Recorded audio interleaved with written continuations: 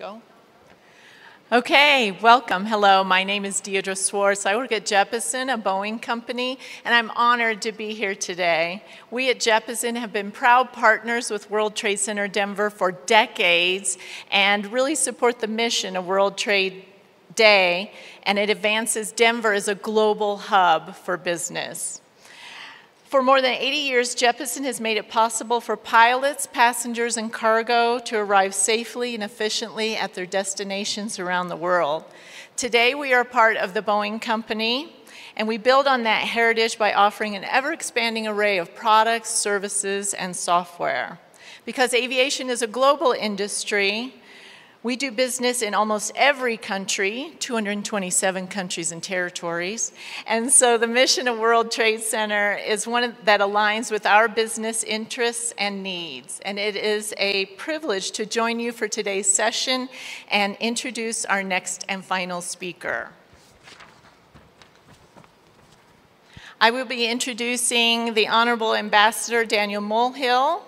And he took up duty as Ireland's 18th ambassador to the United States 2 years ago. He joined the Department of Foreign Affairs in 1978, and his early diplomatic missions included New Delhi, Vienna, Brussels, Edinburgh, where he was Ireland's first consul general until 2001. He served as Ireland's ambassador to Malaysia for several years, where he was also accredited to Laos, Thailand, and Vietnam. And from 2009 to 2013, Ireland's ambassador to Germany. Before arriving in Washington, D.C., he served as Ireland's ambassador in London, and in 2017 was made a Freeman of the City of London in recognition of his work as ambassador, and was conferred with an honorary doctorate degree by the University of Liverpool. Today, you will hear about Ireland, Brexit, and the future of the transatlantic trade, and please welcome the Honorable Ambassador Daniel Mulhall.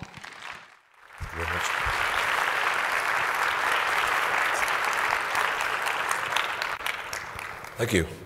This is my first ever TED Talk, so I'm not so sure. I hope you don't mind being the guinea pigs for my experiment in TED Talking. I didn't even know what a TED Talk was until one of my younger colleagues told me you had to stand on a stage with no notes and talk for 20 minutes. And I thought, okay, I can do that at least.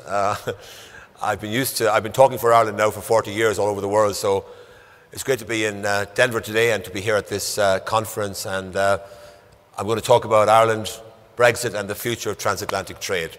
Okay, where to start? Well, let's start with Ireland, okay? So, Ireland has been a member of the European Union since 1973, so 46 years now of membership. In that time, our economy has been totally transformed. When we joined in 1973, we were very dependent on the British market. About 60% of our exports went to our nearest neighbour. And the exports we had were mainly in the agricultural field. It was mainly beef, dairy products, and that was more or less it. Plus, of course, famously Guinness and Irish whiskey, which are still important products, but no longer the mainstay of our economy. So we joined the European Union anyway, and this led to a gradual opening up of the Irish economy. And today, only about 13% of our exports go to our nearest neighbour in the UK. Our biggest trading partner today is the United States of America, which takes up almost 30% of Ireland's total exports. And the European Union, that is the EU minus Britain, accounts for about 40%. And the rest of the world, about 20%. So it's been a total transformation in the direction of our export industry. Went from being dominated by Britain to now being globally focused, but with a particular specialty in the European Union and the United States. The transformation has been helped by, first of all, our access to European markets, 500 million people, totally free flow of goods all around the European Union, big benefit for Ireland. Plus, we have benefited from an influx of US foreign direct investment into Ireland. We currently have about 750 US companies with operations in Ireland. And about a number of those companies, like Otterbox and so on, are actually companies from the Colorado area. So we have quite a few Colorado companies operating in Ireland. Another company called Grable also has an operation in Ireland from here. So those companies have helped to drive the development of our economy, from agricultural based to today our main exports are IT products, pharmaceuticals, medical devices, and financial services. So Dublin is now a significant financial services hub in Europe, and it's a growing hub, and we expect that Brexit will cause that financial services sector in Dublin to expand quite considerably as companies look to move some of their operations from London to Dublin. The Bank of America last year moved their European headquarters from London to Dublin, and JP Morgan are currently building a large high-rise building in Dublin where obviously they intend to move in quite a number of their staff who may currently be doing things based in London. So our economy has been transformed, and when we joined the EU, we were by far the poorest country of the 9 members of the EU in 1973. Today we're in the top 3 in terms of our GDP per capita. So there has been a total overhaul of our economy thanks to the impact of US investment and also the investment that our government made over the last 50 years in the educational sector. And it means today about 60% of Irish high school leavers move on to university or equivalent course of studies. And it means that of the Irish workforce, the Irish people living in Ireland between the ages of 25 and 54, 50%, half of them, have university qualifications. So it makes us one of the most highly educated populations in Europe. And that's now an advantage for us because the kind of companies we're attracting to Ireland require to have a highly educated workforce. They no longer need people who are just hard workers. They need people who have the brain power to do the jobs that are required to be done and who are properly educated for those jobs. So Brexit is a major problem for Ireland. And the reason for that is, it's two reasons I'll give you. The first is that even though our exports to Britain are no longer vitally important to us, 13% or so of our exports go to the UK. For certain sectors of our economy, notably our food industry, maybe 40% of what they export goes across the Irish Sea to the UK. So typically, if you buy foodstuffs in a British retail chain like Marks and Spencer's or any of those, a lot of those goods, a lot of those food products will come from Ireland. And the fear is that if Brexit leads to tariffs between the European Union and the UK, Irish companies will be squeezed out of the UK market. Also, Brexit is likely to result in a drop in the value of the British currency, which would make Irish products in Britain more expensive. So we have a worry about the economic impact of Brexit on our trade with the UK. And then, of course, we have a real concern about the impact of Brexit on Northern Ireland. And especially, we fear the risk, the possibility that Brexit might lead to the imposition of a hard border on the island of Ireland. For the last 25 years, the border in Ireland has been totally open. And everyone wants to keep it that way. Everyone knows that to have a hard border in Ireland would be risky. It would risk political problems. It would risk some return to violence, and nobody wants to take that risk for very obvious reasons. We've had peace in Ireland now for more than 20 years, and nobody wants to turn the clock back to the bad old days before 1998 when there was a lot of conflict and violence, not in my part of Ireland, but in Northern Ireland. But obviously, we didn't like the fact that our island, the island of Ireland, was affected by such violent conflict as occurred between 1969 and 1994. So we're worried that if Britain leaves the customs union, and leaves the European Union, that somehow there will have to be some control over the movement of goods across the Irish border. And that could lead to the risk of border controls having to be imposed. Now, nobody wants that to happen. The British government's against it, we're against it, our EU partners don't want it to happen.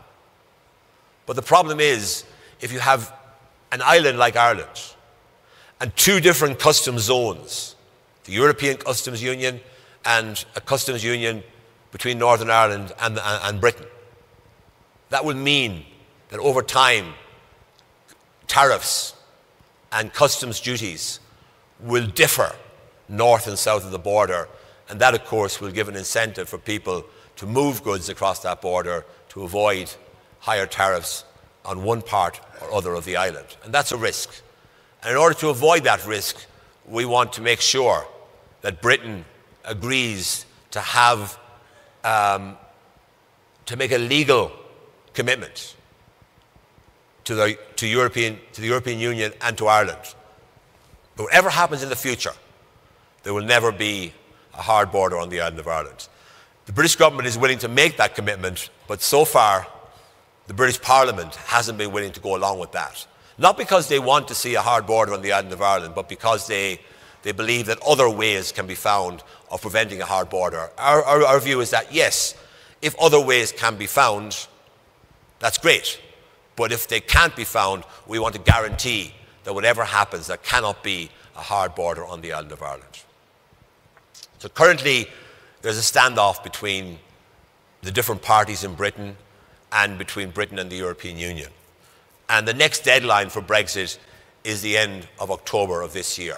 Now, we very much hope that Britain will find a way of reaching agreements with the European Union, and that agreement will be approved by the British Parliament. The last thing we want to see is Britain leaving the EU in a chaotic fashion, what's called a car crash Brexit, where Britain simply leaves with no arrangements made to govern the future relationship between the EU and the UK. That would be the worst of all possible worlds for Ireland.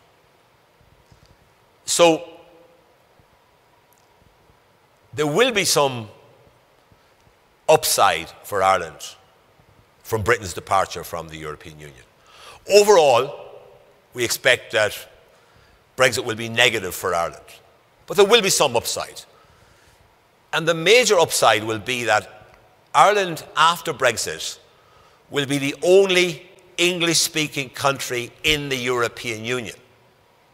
And that's going to make a big difference to Ireland's status as a European country in the eyes of America and of American businesses. Because already we're a major destination for US investment. We expect Brexit will make us more attractive than we are today, because, unlike Britain, we will have guaranteed access to the European Union into the future, and Britain will not have. So Britain will be a less attractive investment location, and Ireland will be a more attractive one in the eyes of American companies looking for a base within the European Union. And we expect to benefit. And already, I believe, there have been about 60 companies have moved to Ireland because of their fear of Brexit and the consequences there might be for a company that doesn't have a base within the European Union. So in future, we believe that an American company looking at Europe will look at Ireland and say, well, Ireland gives us guaranteed access to the single market. It's an English-speaking country. It's well-governed, has a good infrastructure, has a highly educated population, and we can recruit people from other European countries. Google, for example, have a big operation in Ireland employing 8,000 people. I visited their headquarters in Dublin recently, and they have 66 different language groups in that one building in Dublin. So they're able to recruit people from all over Europe with the language skills they need to run a company, a global company like Google. And the same is true for other US companies based in Ireland. They're able to attract the right kind of employee, both Irish but also European employees who they need to recruit and who are happy to move to Ireland in order to work for American multinationals in Ireland. So we believe that there will be a surge in US investment after Brexit. Obviously, Ireland has a very favourable corporation tax regime of 12.5% across the board. We are strict in the way we apply our tax code, no exceptions, no special deals, but the rate is very attractive at 12.5%. And that's why, but the main reason why companies come to Ireland is access to the European market and a high quality workforce. But the taxation system also makes Ireland an attractive location for US and other foreign direct investment into Europe. So Ireland will be staying in the European Union come what may. I mentioned at the beginning of my talk that we have been transformed by European Union membership. And because of that, support for the European Union in Ireland is phenomenally high. The last opinion poll had 93% of the Irish people supporting membership of the European Union. So there is no question of Ireland wanting to follow Britain out the exit door from the European Union. Nobody in Ireland makes that case. So what about the future then of transatlantic relations? We think that we can play an important role in the future transatlantic relationship. The transatlantic relationship, by the way, is the most important economic relationship in the world. Now, I know that relationships with Asia are becoming more important and there's a lot of growth in that part of the world, but it'll be a long time before the United States' relationship with the Asian region overtakes in importance the relationship it has with the European Union. The EU is the biggest investor in the United States by far, and it's America's leading trading partner if you put all the European countries together, as we do. Now, there are some tensions at the moment. You're probably all aware of those. There's some irritations have developed between the US administration and the European Union over trade matters.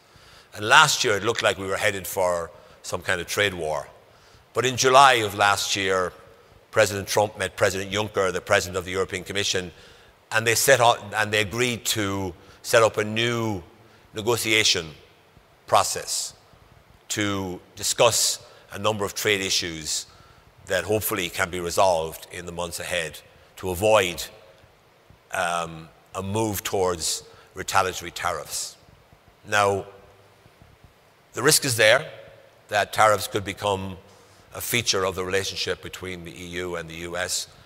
As a country that benefits hugely from trade with the US, from foreign direct investment to and from the US, the last thing we, Ireland, want is to see the European Union and the United States locked in some kind of trade war. We think that would be insane for both sides.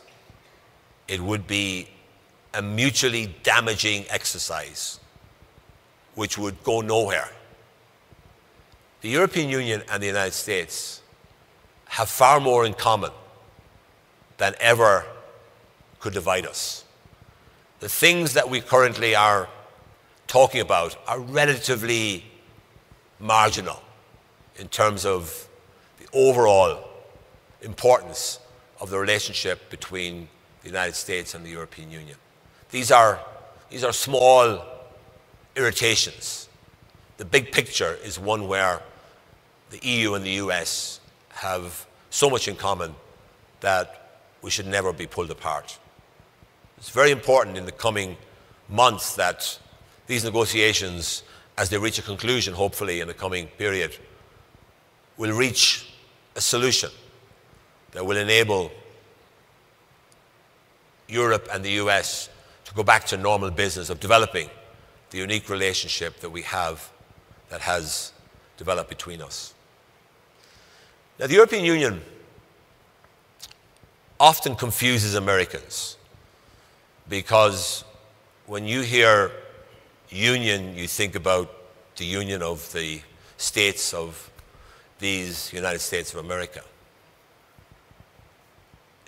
And that's why Americans can be puzzled by Europe. They can feel that Europe moves very slowly, that it's hesitant, that it's not quite sure what it's really all about. The reason for that is because we're not a single state.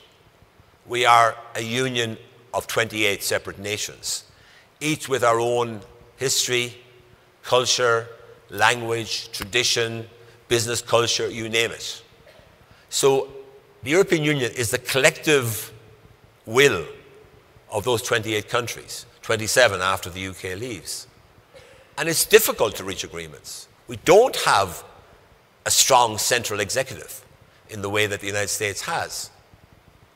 We have strong national governments and a relatively weak central administration in Brussels.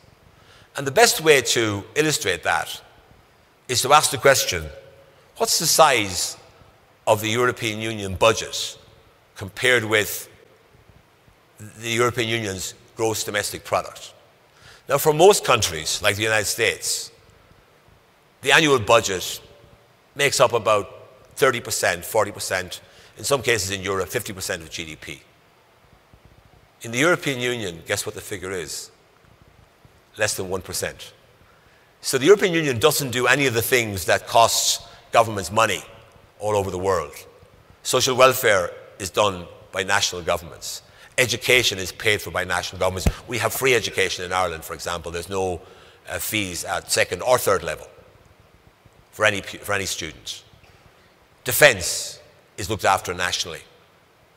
Justice, taxation, health, all the things that eat up government budgets around the world, including the United States, are all done by national governments in Europe, not by the European Union. So it's important to bear that in mind when people are frustrated about the European Union, that sometimes things move very slowly. And you know, it is true that Europeans have a different outlook when it comes to doing business. Europeans are far more likely to be happy with regulation than Americans are. Americans are skeptical about government regulation. In Europe, there's a kind of a general belief that government regulation is a necessary thing. And Europeans pay taxes at a rate that Americans would find horrifying, to be quite frank. But we also have social welfare and health systems that are quite different from the one you have here. So we do live on slightly different planets when it comes to our economic thinking. And Ireland actually happens to be one of those countries in Europe that has a better understanding of the US than most of our European partners have. Because we've had experience of 60 years of US investment in Ireland. Because we have these family links.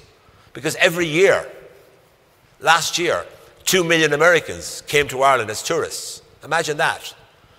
More than 1 in 10 Americans who came to Europe came to Ireland, even though we only have less than 1% of the population of the European continent. So there is a special relationship between Ireland and the United States, and we hope that that relationship can become part of the fabric of transatlantic relations, linking the United States and the European Union, so that our two peoples, our two continents, can face the challenges of the future and the shift of economic power towards Asia with greater hope of success than we would if we go in different directions and start to squabble and get involved in trade wars between us. So the European Union and the United States, between them, have delivered 70 years of peace and prosperity in this part of the world. I mean the Americas and Western Europe. There hasn't been a single conflict involving the countries of that region. Whereas in the previous 50 years, you had 2 world wars created within Europe, and the United States had to step in to resolve those conflicts. So we should look back with pride on the 70 years of peace that Europeans and Americans between them have managed to create. And we should be very slow to dispense with those institutions and those values that delivered peace so successfully and delivered such prosperity to both of our peoples over the last 70 years. Thank you for your attention. I see I have 5 minutes and 29 seconds to answer your questions. Thank you very much.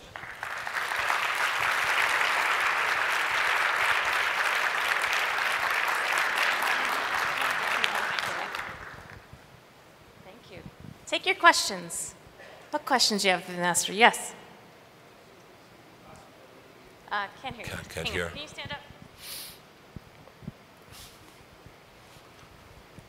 So I was just wondering if there is any possibility, given the machinations and the lack of progress that seems to have happened on Brexit and kind of the whole way that it evolved in terms of how that decision was made, that the whole thing could just peter out at this point and just never happen?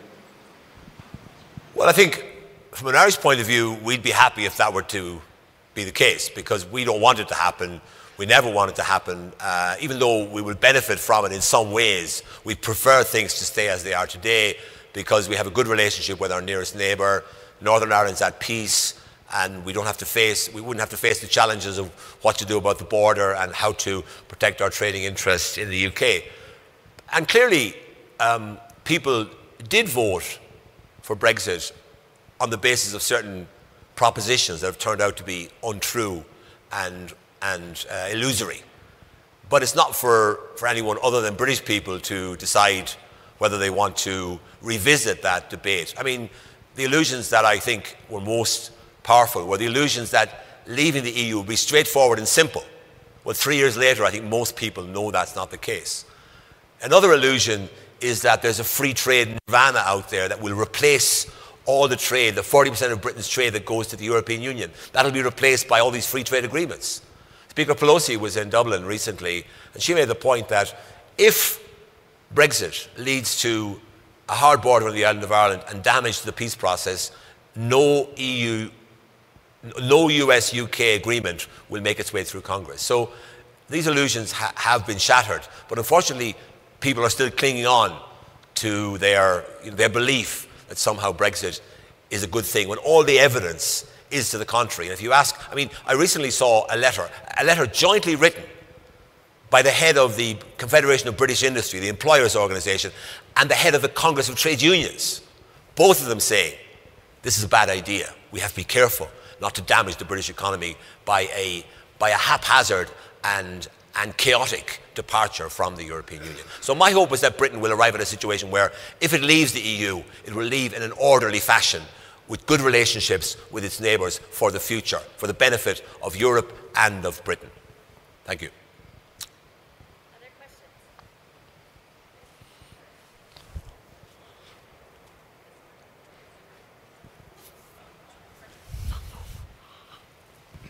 If you were a betting man, because at this point it can only be a bet, would you say that a border in the Irish Sea, a hard border, or Britain in a customs union, most likely? Well, I don't think a hard border is possible, first of all. I don't think you could do it. I don't know how you would actually even start going about it, because the border in Ireland goes through houses, villages, farmyards, fields. So it's not a border that has any geographical basis. So I think the hard border, whatever happens, I think, even if they do crash out of the European Union, I think some kind of arrangement will have to be found to avoid a hard border on the island of Ireland.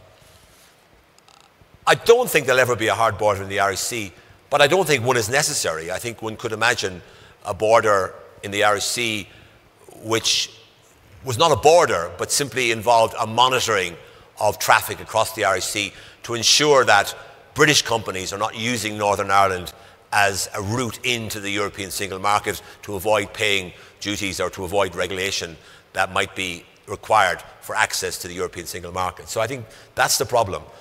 I think at the moment the British government and the British Labour Party are discussing a proposal to keep Britain in the customs union. And that's likely to be quite controversial because some of those politicians in Britain who are very keen on Brexit want to see Britain outside the customs union because they believe that there are all these free trade agreements waiting to be made, when the reality is those free trade agreements may take a long, long time to materialise and to mature. And the fact is Britain has the most valuable free trade agreement in the world, and that is membership of the European Union. There is no free trade agreement that can match that. So this idea that there are all these agreements that will replace the loss of Britain's markets in Europe is, to my mind, a fantasy. But there you are. It's their fantasy, not mine. And you're entitled to your fantasies, I say.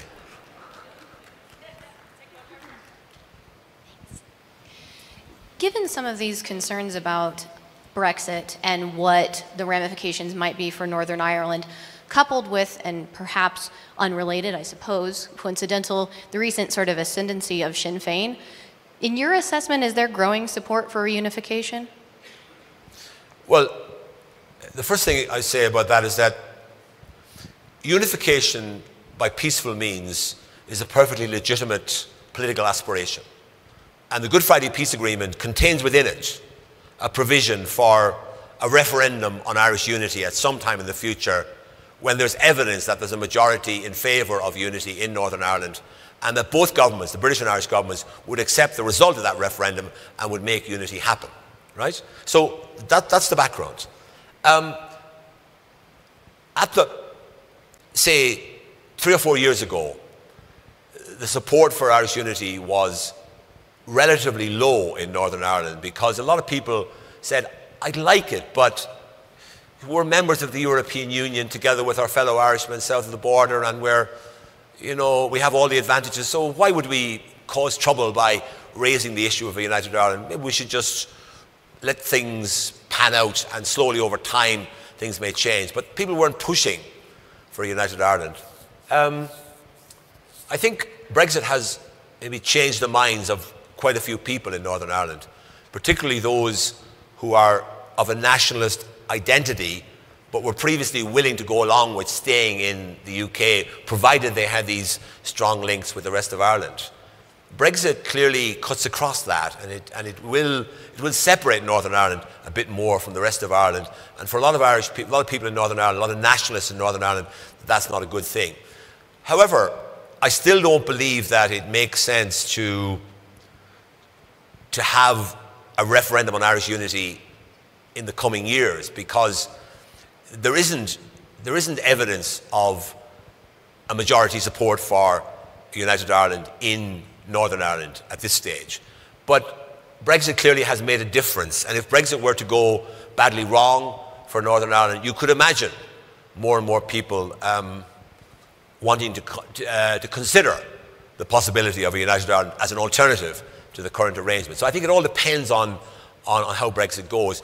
But I saw a recent opinion poll which showed a majority in that the gap between those who favoured staying in the UK and those who favoured United Ireland was about 15%. But there was 20% of the population who were undecided. So if you add the undecideds to those who were in favour of United Ireland, potentially you have a majority. So what I'm saying is that the numbers in favour have certainly gone up, but they still haven't gone up to the point where I would believe that a referendum would be a good idea. In fact, a referendum now would be very divisive. For me, we have to leave that matter for the future, and we have to concentrate on preventing Brexit from causing further divisions in Ireland. In other words, we have to cope with Brexit and minimise the damage done by Brexit, and then we think in the future about what the unification process might yield. Thank you.